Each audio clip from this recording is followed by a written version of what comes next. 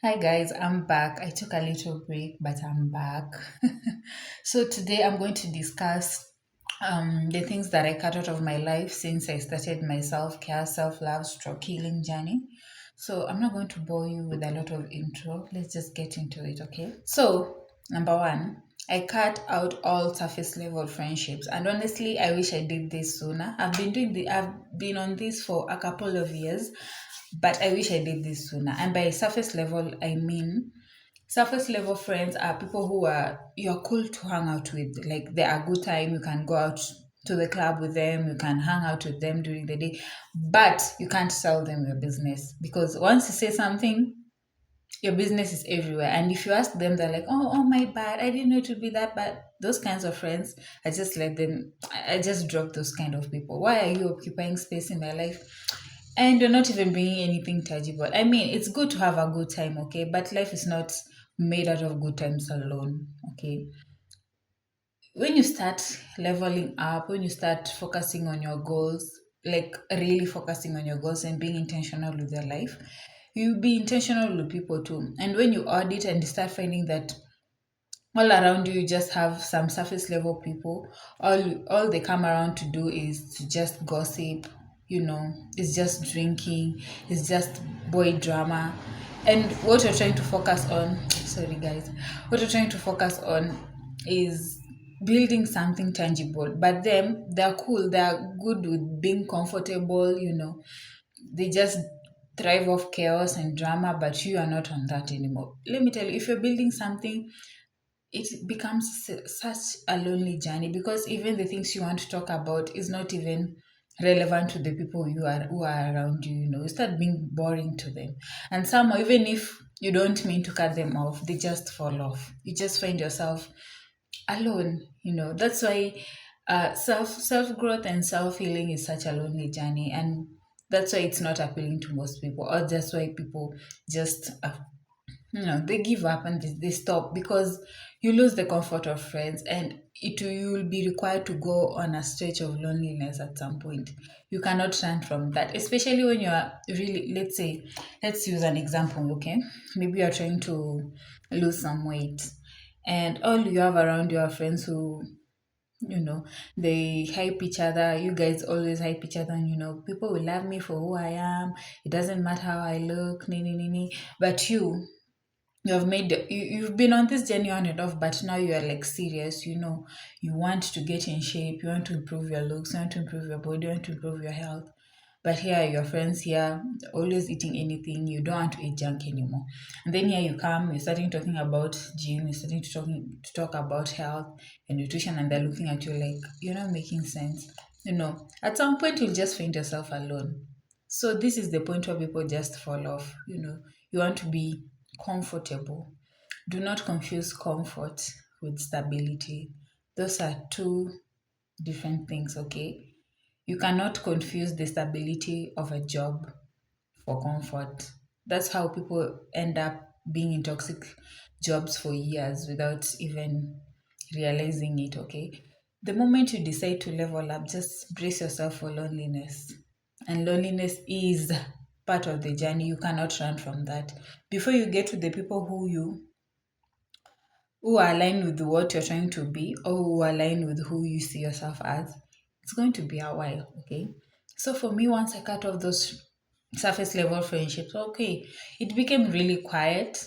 My phone dried up, and it has been dry ever since. And at first, it was uncomfortable, but now it's cool because now I have more time. I have more time to focus on my goals. I have more time, and I've 10x my life. I am not. If I was still doing the things I was doing with them, I wouldn't be here. I would not even have started this journey of YouTube because every weekend it's a party. If it's not a party, it's some drama with someone. It's something, it's always something. I was always occupied. I could not find time to do anything. Okay. I could not even generate my opinions. I lost my voice. I could not hear what I'm thinking. Right now I can sit now and I can make these videos because my head is clear. Like I know exactly what I am about, exactly what I want to deliver. But then I had so many opinions. I would have been thinking about how will I be looking? How will they think of me? Will they laugh at me because I'm trying to be this YouTube? Will they start throwing the name influencer and all of that? I don't suffer from that anymore because I have nothing to prove. I have no image to uphold. It's just I'm just doing what Michelle needs to do for herself, and it has really 10x my life. So guys, try and audit the people who are around you. Try and see the kind of people you're surrounding yourself. Let me tell you, you are a product of your environment.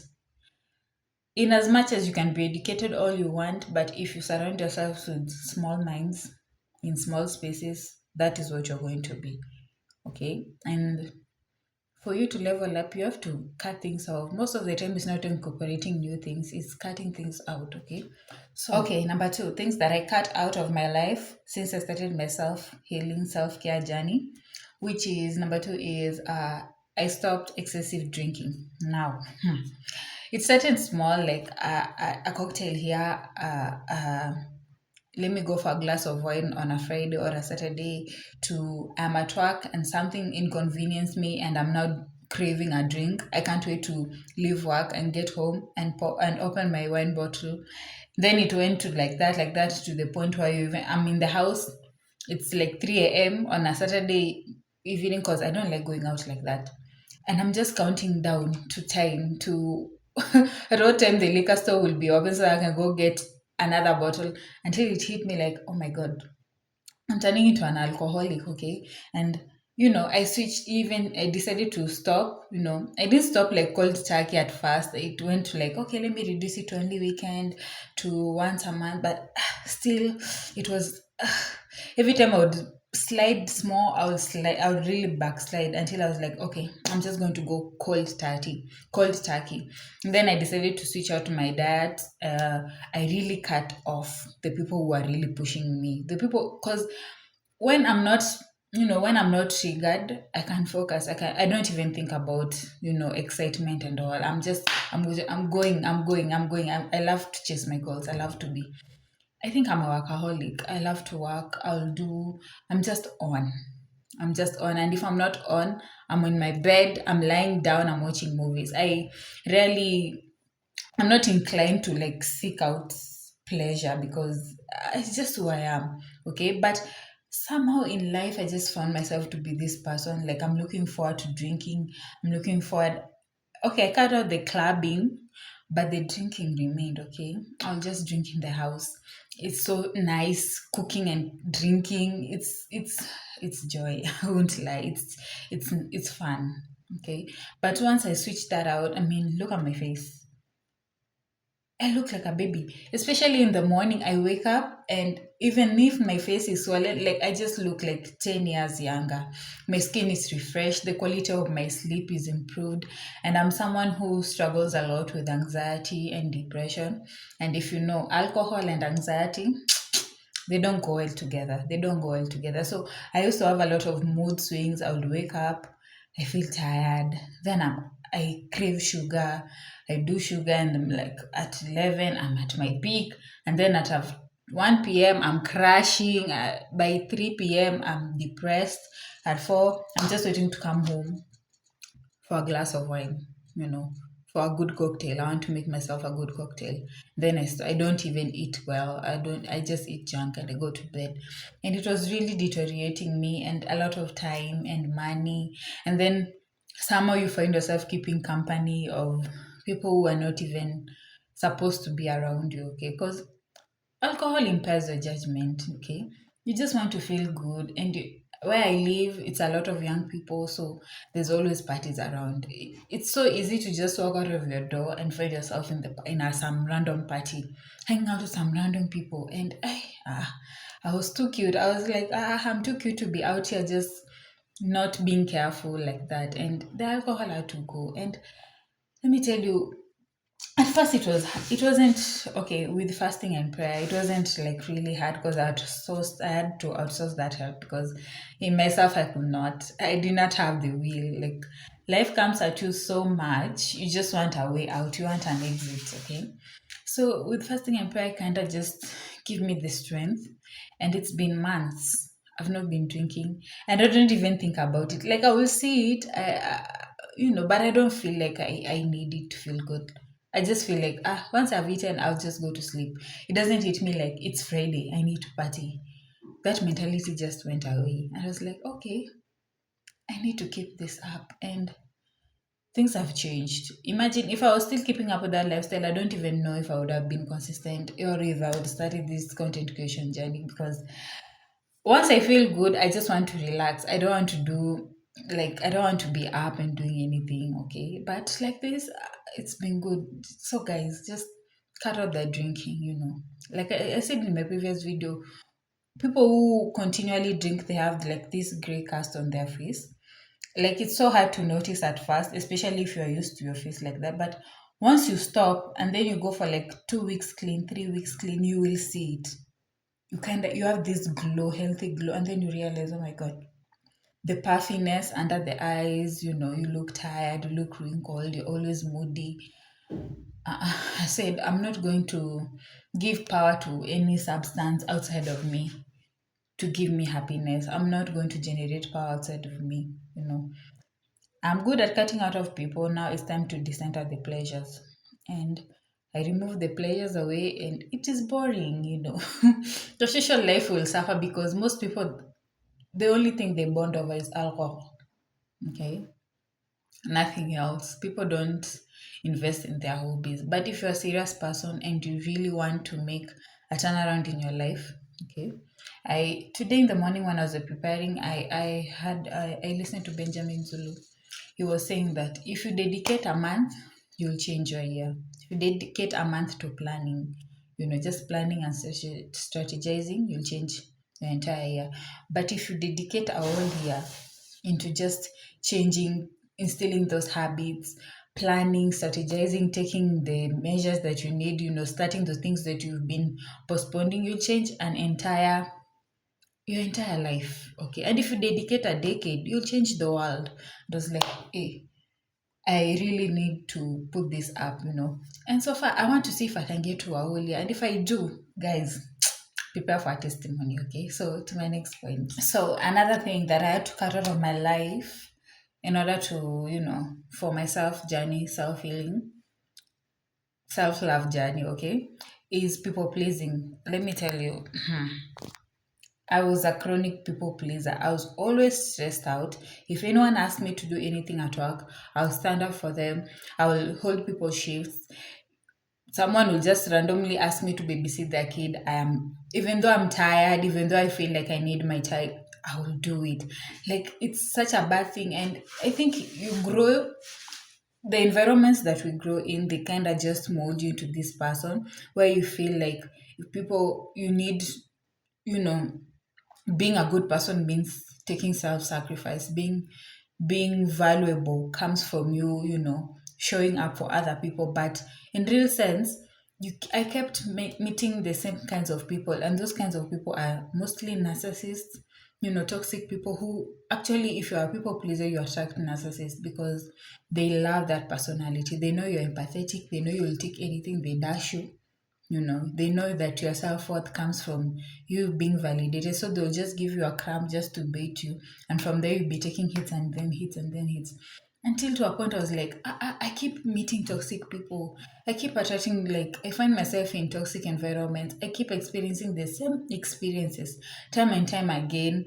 It was taking a toll on me. My hormones were off. I was always looking, my phone, I was always looking busted out. I was always looking tired. I had no zest of life, because anytime anyone comes around me, they're coming to take. And I'm wondering, what is it about me? Why do I keep attracting bad people? Why do people don't want to pour into me? I always attract people who just want to take from me, until I realized I was a people pleaser. I was a chronic people pleaser. Especially if you're like me, if you grew up where it was just scarcity of love, scarcity of abundance, scarcity of, you know, material things. So when you get a little bit, you want to give yourself, you want to prove like you're worthy, you want to show them that okay, I'm not taking this for granted. And in the process, you end up giving yourself a lot in jobs, in relationships. And people take. let me tell you, people will take. No one will tell you, no, you're doing too much. Keep something for yourself. No, if you allow people to consume you, they will consume you. Okay, you need to stand on your boundaries, and then over time I kind of withdrew, and then I started getting those feedback, those reviews that okay, Michelle nowadays is mean, she's so selfish, but really it's not being selfish. It's just I realized what was happening, and I stood on my ground, and I've been protecting myself. And look at me, I don't even look, I have even more energy. I can work for 10 hours straight, and I'm good. I don't feel like I'm consumed.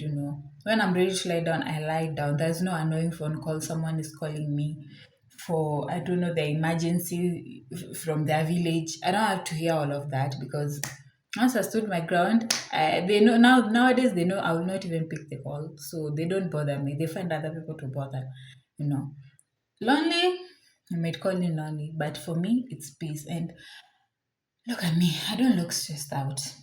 You know, I can live off of tea and I'm just okay because my energy is not being taken away. I don't allow that. I don't allow people just go. Even for my attention, I hate it when people trying to just get my attention for the sake of it. If you're not bringing something tangible to me, don't just leave me alone. And I've been like that for, I think this is now the third year. It's life changing. I was spending a lot of money, time on skincare products. Kumbe I was just stressed. I was always breaking out. I had IBS, PCOS. I've kind of managed those situations because I cut out the stress. I don't need the alcohol because I'm not stressed out. You know, the burdens have lifted off. Okay. So stop the people pleasing. Stand on your ground. You're an adult now. You're not 2 years old. You're not a court gesture auditioning for people. People will never, you will never be enough for people. The goalposts will always shift. So you cannot please. Stop be pleasing. Be kind. Don't be nice. Be kind. Kind is from the spirit. Nice is performative. Don't be nice. Be kind, okay?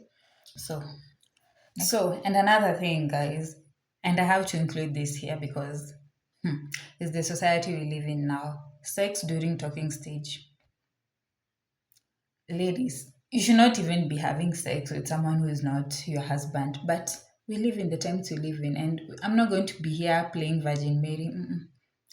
Even me, I had my time. I had made stupid decisions in the past, and let me tell you, once you've been talking to some dude, I think, let me say for example, okay, you've been talking to some dude for a couple of months. I don't know how you people do it, talking for people for a couple of months, and you feel like, we're just so close, I might as well, us women, we are wired to nurture, we are wired to give. When we love, we give. Okay. And these men don't approach you to marry you. Let me tell you the truth. Let me just tell you the truth. They will tell you other things, but the truth is they don't approach you to marry you. They approach you for sex. They only say they want to marry you, they want a stable relationship because they know that's what we want to hear. They know, as we believe in fairy tales, that wishful thinking, that's what they play on. Okay. But if you read that, you just see through the picture. Okay. So if you're always giving yourself away for some guy you think you like, just because you guys vibe, you've been talking for some time and you feel like, it's no big deal. And then you wonder why they don't make you the official woman in their life. They don't make you, you know, they don't give the effort to make you an honorable woman in their life, you know,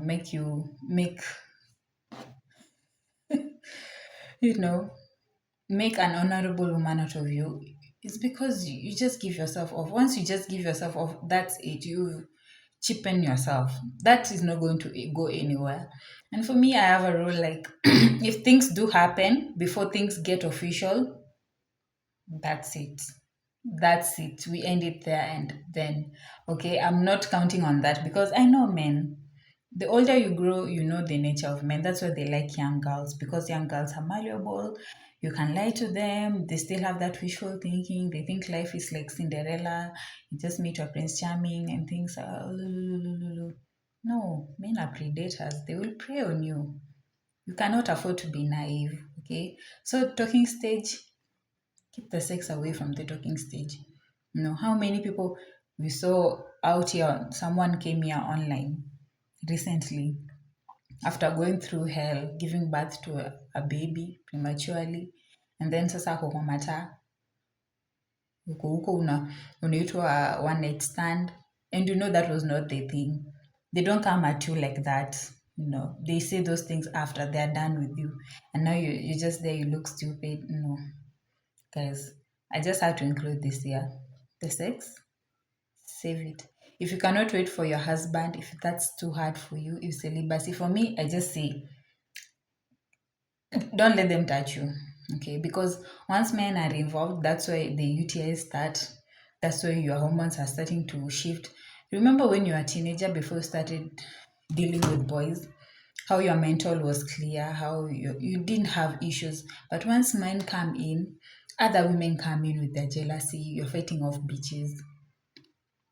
You have to worry about your I don't know, pregnancy. You have to worry about infections and all of that. They just come with a lot. So why would I just put myself in that situation where I have to deal with all these things for someone I'm just casually talking to. Okay. So I don't experience research because I am a snob. I don't even talk to people. But I know the world we live in right now. I know how it is to be a girl. I know the desires and the urges that comes with being a woman. Save yourself the headache, okay? Just save yourself the headache. We get the more consequence of sex than them, okay? Men get keep relationships, but women get keep sex, okay? That's why we see that's why single mamas are ashamed because the society is hard on us. Do not put yourself in such a situation. Just caution is better than cure. Just caution is better than cure. Just keep away from the sex. And if you cannot keep away the sex, stop giving your body away to people you're randomly talking to. You can vibe with anyone. You can vibe with a 40-year-old. You can vibe with a 12-year-old. It's called chemistry. You can have chemistry with anyone. It's just how we were wired, okay? Our souls can connect to anyone, but it doesn't mean everyone or anyone is it can just access our bodies, and this is very important, okay? If you care about yourself, if you care about your soul, be careful with yourself, okay? Be strict with your body. Stop giving it away. So, and another thing I had to do since I started my self love, self healing journey is cutting out meat. Okay, not totally. I'll eat meat here and there, but it's not like I used to eat meat kitambo. Okay, so I didn't have this mindset before. I was not thinking this way before, but um I think like 3 years ago, I met this girl. I just moved to this estate. I met this girl. She was looking good. Like her body was tea, her skin was clear, but she never used to eat meat until I asked her why she didn't eat meat. Then she told me because, first of all, when you eat meat, you smell. Because protein, amino acids, after the digestion, your sweat will be a little bit heavier and all of that. Then I started, slowing down, and then I saw the difference. And then I come to realize that my mental was getting clear, you know. I started being foggy, I noticed whenever I eat meat, all of a sudden after eating the meat, I'll feel depressed, I'll feel heavy. Then it's when it hit me like these butchers, when they're slaughtering the cow and whatever, some of these cows are traumatized, and they release the adrenaline in their bloodstream. And remember, for humans, animals, everything that has blood, life is in the blood. So when you consume the blood of a thing, when you consume something that has a blood, you consume the soul of the thing, okay? That's why you see Muslims don't they eat meat from halal stores, because halal means the animal was slaughtered in the proper way, okay? It's supposed to be fast and without fear. And some of these cows, they don't eat grass fed meals, you know clean grass. They are fed toxic things. There was not slaughtered the right way. And then you ingest that, and it tampers with your hormones. Why do you think there's so many rates of cancers perversions, okay? Even spiritually, if you read the book of, what is it, Exodus, Numbers, you'll see the kind of guidelines that God gave to Israelites as to what to be, how things should be done. It's true, guys. Some of these things. I was wondering why people nowadays we are living in such a perverted world. Like you need, why would you want to sleep with an animal? Then it hit me because the kind of diets that we're eating, you need to be very careful, especially with us women. We have hormones. That's why we have high rates of breast cancer. You take but the bad meat. On top of that, you have contraceptives. On top of that, you're drinking alcohol. Kai.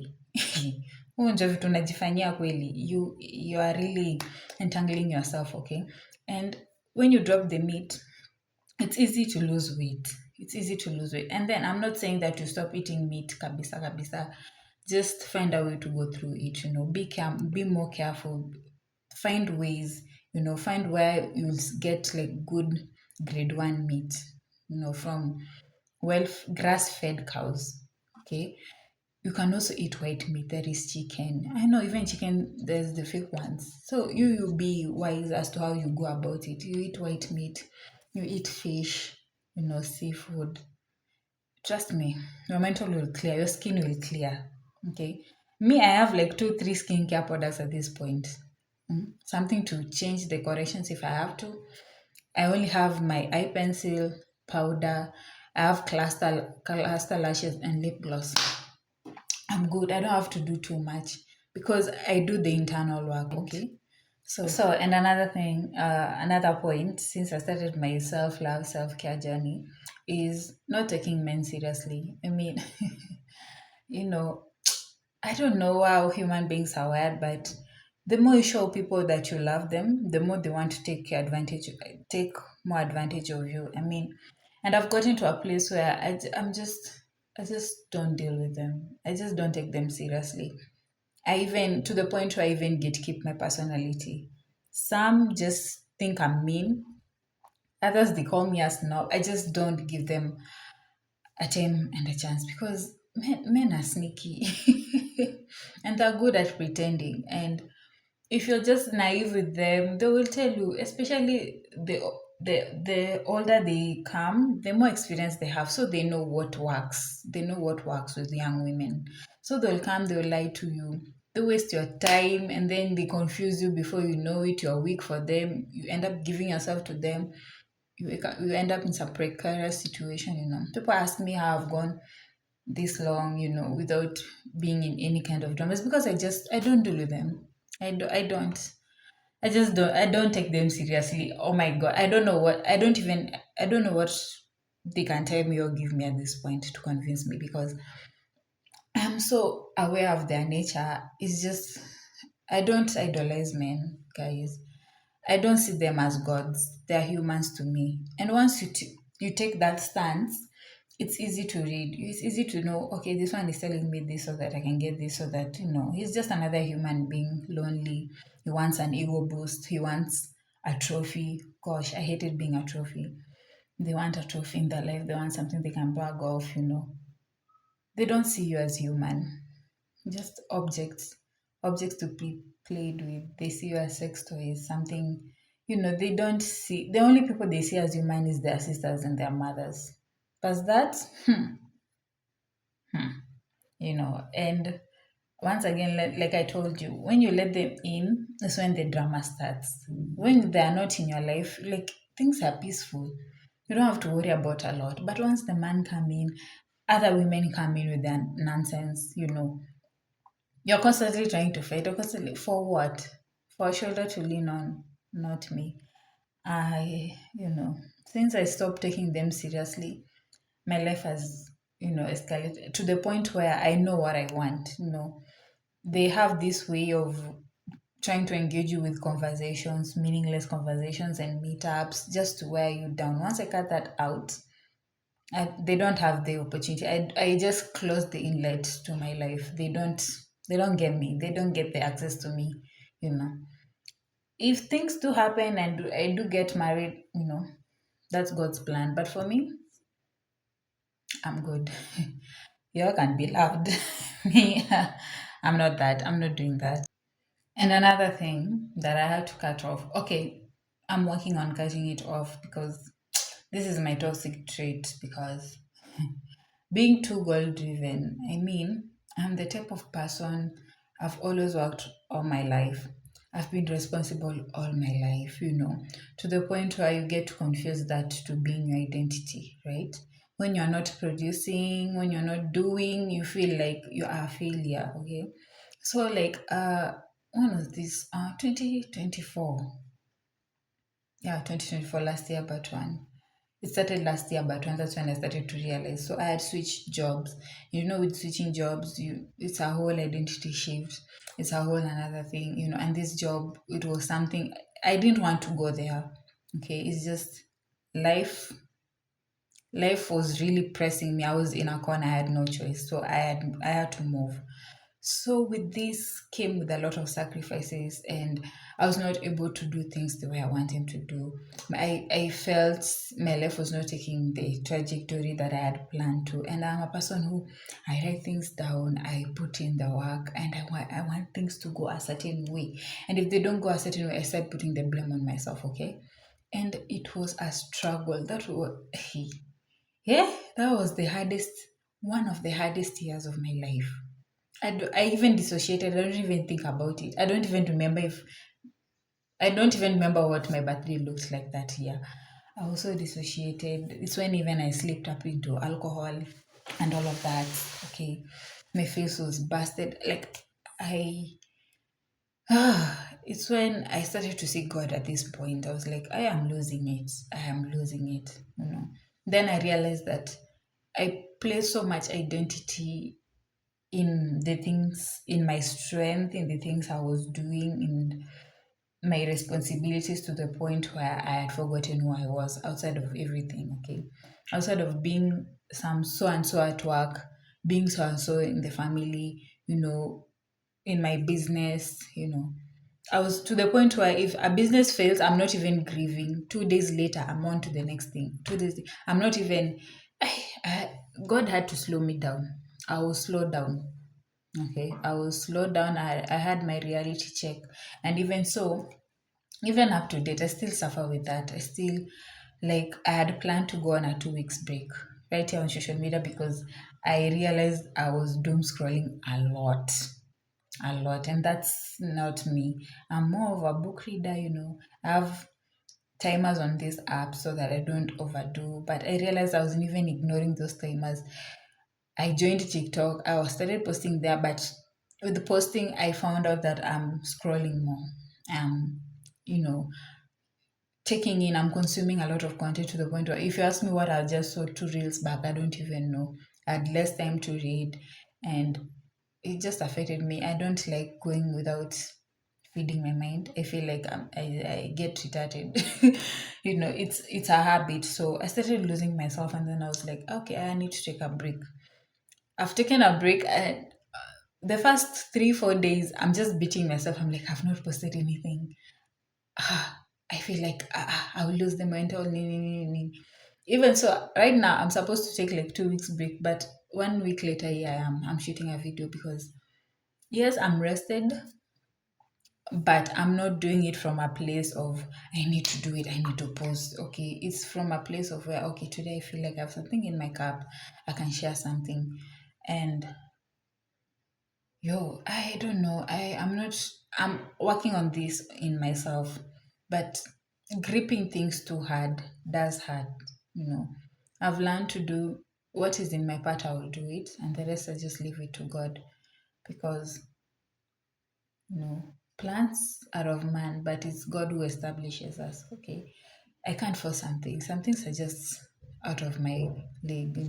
And that doing the most like that is from a place of where you want to, it's like being a god to yourself. You want to say you want to do this, and you do it so that you can beat your chest and prove yourself. But really, you just do your part and you let things happen, and life is much more peaceful like that. Okay, it's more relieving knowing that if I need to take a break, I take a break because it doesn't make me any less than or more than. I'm still me. I'm still valuable. I'm still enough. Okay.